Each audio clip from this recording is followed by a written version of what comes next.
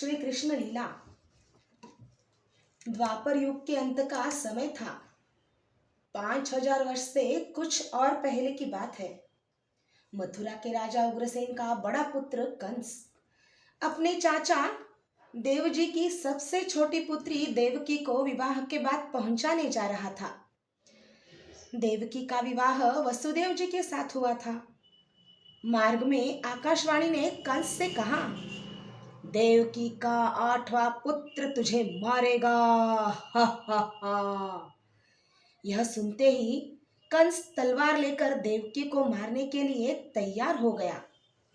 लेकिन वसुदेव जी ने उसे यह वचन दिया कि देवकी को जो भी संतान होगी उसे उत्पन्न होते ही वे कंस को दे दिया करेंगे। वसुदेव जी की बात का विश्वास करके कंस ने देवकी को छोड़ दिया और लौटकर अपने पिता उग्रसेन जी को उसने कैद कर लिया और स्वयं मथुरा का राजा बन बैठा। जब देवकी के पहला पुत्र हुआ तब उसे वसुदेव जी कंस के पास ले गए। कंस ने पहले तो उसे लौटा दिया, लेकिन पीछे नारद जी ने उसे समझाया कि देवकी का कोई पुत्र अंत या बीच से गिनने पर 8वां कहा जा सकता है। इससे कंस ने उस पुत्र को पत्थर पर पटक कर मार दिया। वसुदेव देवकी को उसने कारागार में डाल दिया। देवकी के जो भी पुत्र होता था उसे कंस मार दिया करता था। इस प्रकार 6 पुत्र उसने मार डाले। देवकी के 7वें गर्भ में अनंत भगवान शेष आए। कंस के भय से वसुदेव जी की शेष सभी रानियां मथुरा छोड़कर जहां तहां चली गई थी।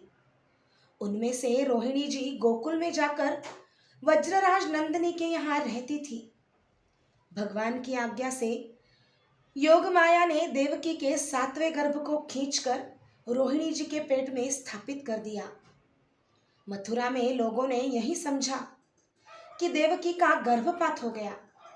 देवकी के 8वें पुत्र के रूप से स्वयं भगवान प्रकट होने वाले थे। कंस के इस बार कंस ने इस बार कारागार पर खूब कड़ा पहरा बैठा दिया। भाद्रपद कृष्ण पक्ष की अष्टमी तिथि थी। बुधवार दिन था और रोहिणी नक्षत्र था। ठीक आधी रात को, जबकि पूर्व दिशा में चंद्रमा उदय होने जा रहे थे, कंस के कारागार में वसुदेव देवकी के सामने भगवान प्रकट हो गए। शंख चक्र गदा पद्म लिए चतुर्भुज रूप से मुकुट कुंडल आदि आभूषण पहने भगवान प्रकट हुए थे। भगवान के तेज से कारागार की अंधेरी कोठरी में प्रकाश छा गया। वसुदेव देवकी ने हाथ जोड़कर भगवान की स्तुति की। माता देवकी ने प्रार्थना करते हुए भगवान से कहा कि आप बालक बन जाए। इसलिए भगवान ने साधारण मनुष्य के नवजात शिशु का सा रूप धारण कर लिया। वसुदेव जी को भगवान ने आज्ञा दे दी थी कि मुझे गोकुल में नंद जी के घर पहुंचा दो और वहां यशोदा जी को जो आज ही कन्या हुई है वह मेरी योग माया है, उसे यहाँ ले आओ। भगवान की आज्ञा के अनुसार वसुदेव जी जब शिशु बने हुए भगवान को सूप में उठाकर चलने को तैयार हुए तब उनके हाथ पैरों की हथकड़ी बेड़ी अपने आप खुल गई। कारागार के किवाड़ों के ताले, जंजीरें और किवाड़ भी खुल गए। पहरेदार राक्षसों को योग माया ने घोर निद्रा में सुला दिया। बादल छाए थे, वेग से वर्षा हो रही थी और बिजली चमक रही थी। शेष जी अपने फणों को फैलाकर भगवान पर फणों का छाता लगाए वसुदेव जी के पीछे पीछे चल रहे थे। यमुना जी बढ़ी हुई थी, उनमें ऊंची ऊंची लहरें उठ रही थी। लेकिन वसुदेव जी भगवान को लिए जब यमुना जी में जाने लगे तब यमुना जल अपने आप घट गया। वसुदेव जी को यमुना जी ने मार्ग दे दिया। गोकुल में भी योग माया के प्रभाव से सब लोग सो रहे थे। श्री यशोदा जी को कन्या हुई थी, लेकिन कन्या होते ही वे भी सो गई थी। उन्हें पता ही नहीं था कि मेरी संतान पुत्र है या पुत्री। वसुदेव जी गोकुल पहुंचे। वे सीधे नंद भवन पहुंच गए। वहां भीतर जाकर उन्होंने भगवान श्री कृष्ण को यशोदा जी के पलंग पर उनके पास सुला दिया और यशोदा जी की कन्या को उठाकर वे चुपचाप लौट गए। धन्य कंस का कारागार, हरि ने लिया जहां अवतार। ये वंदी वसुदेव देव की, स्तुति करते उन देव देव की। यमुना बढ़ी बरसते मेघ, छत्र बने चलते हैं शेष। कृष्णचंद्र को लेकर सिर पर श्री वसुदेव जा रहे नंद घर। निद्रा मग्न यशोदा धन्या, श्री वसुदेव चले ले कन्या। मैया ने पाया गोपाल, सुंदर सुघड़ सलोना लाल। भरकर काल कूट विष भारी,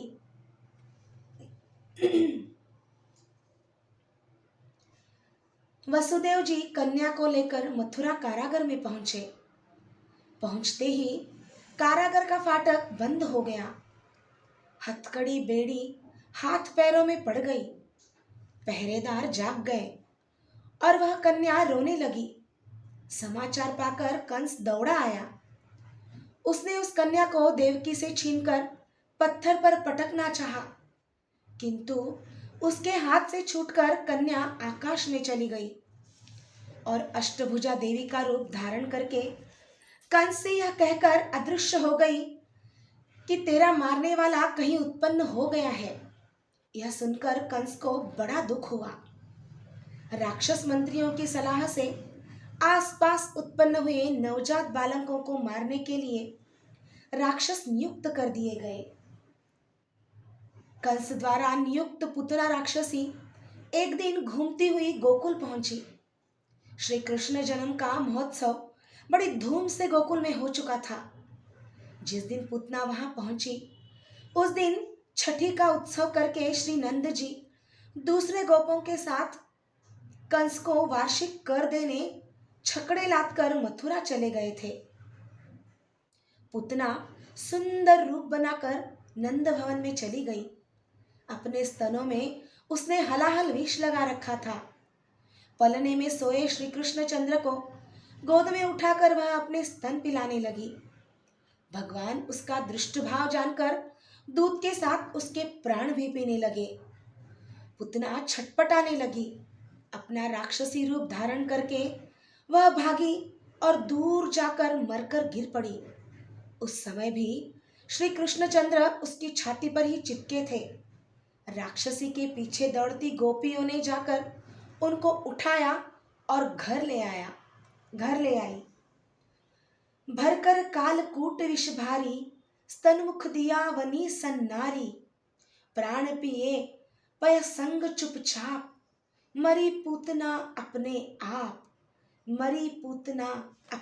आप।